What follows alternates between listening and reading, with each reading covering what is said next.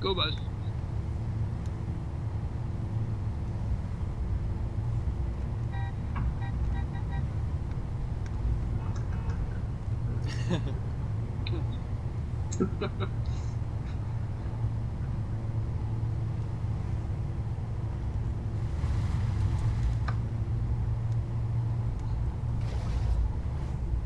Oh, I hurt. We're going too fast. Hey, a train. Choo choo, motherfucker. Choo choo.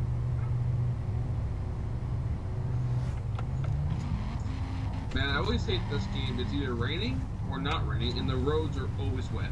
Yep. Even though we're in the desert. I wish they would fix. I wish they would fix that. It should never rain in the desert. It's just ridiculous. It's the whole point of a desert.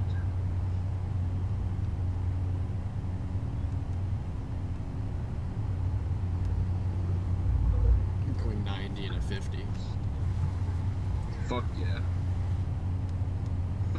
I'm gonna throw away my top gear. I'm tired of listening to the engine. Oh, it's nice. That's better.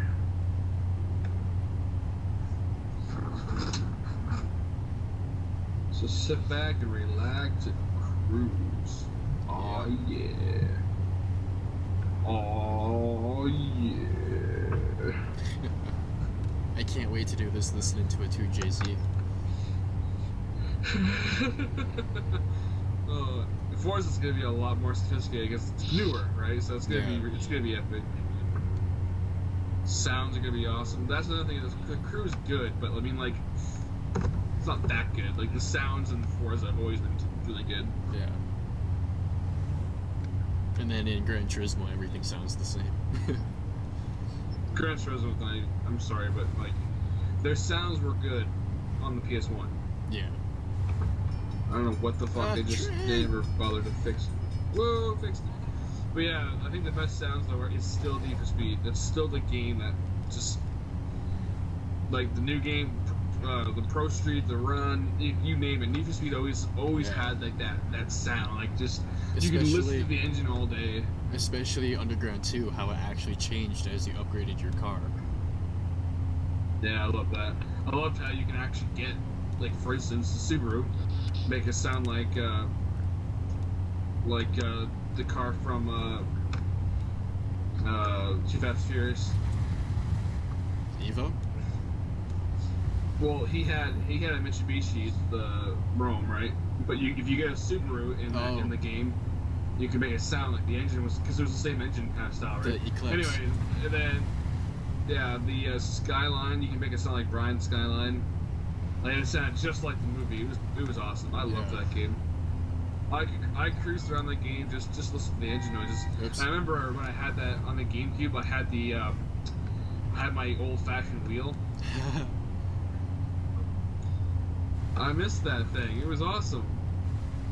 It was a step down from the Xbox wheel in terms of quality, but still, it was awesome. It was for its time. I used to cruise it all the time. It even had a little sequential shifter on it. It was awesome.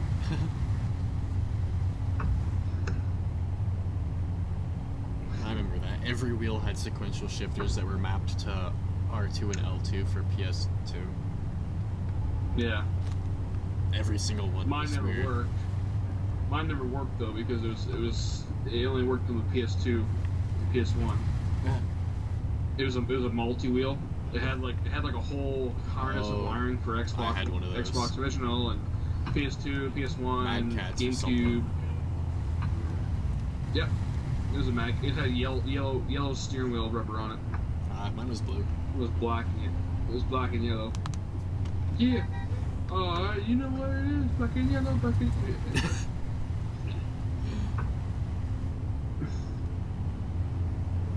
But yeah, it was awesome. And then the pedals, the adapter for some reason broke, so the gas and brake pedal didn't work anymore. Kind of piece was using it. Once in a while I'd get it to work and it was awesome, but it sucked. I don't even know why it broke, to be honest. Who knows? It was in the internal wires. Like if I pinched the wires, At one point, I taped the wires in a pinch method, and it worked for a while. And then after a while, it just stopped working. I was pretty pissed.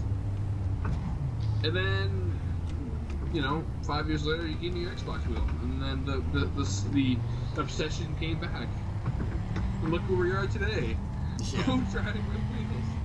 God damn.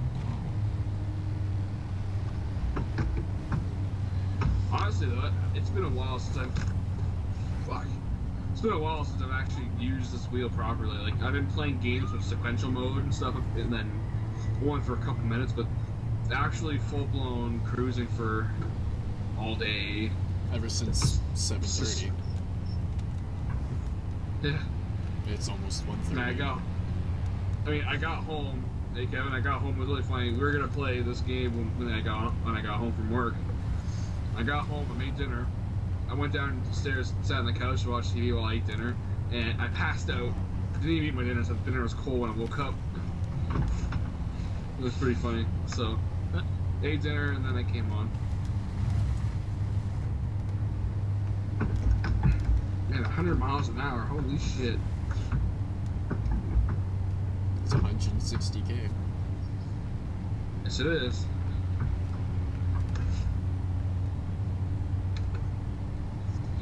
I still can't believe. One day, I wish it was possible. There's just nothing we can do, but I wish I could top up my car. I want to experience 160 miles per hour because think about it. All my life, every car that I've ever tested or driven, or you name it, like all the cars I own right now, like my dad's cars and stuff, it's 220 kilometers. That's 120 miles per hour. That's it. That's the limit for all cars. And it's like the fact that I have a car that goes 160 miles per hour. It's just like mind-boggling. I want to experience that, see what it is, what it's like, I mean, I've gone. My top speed before was 120 miles per hour. Kevin saw it. Remember that video back in the day, the Honda? Yes. It was like 202 kilometers. It was awesome. We were going 120 miles per hour. In a Honda, that's crazy. That was. It was the Honda Civic. It was top speed, right? It was just, and it was nothing. It was nothing. We were literally. It was just cruising with one hand. I was just like, that's it.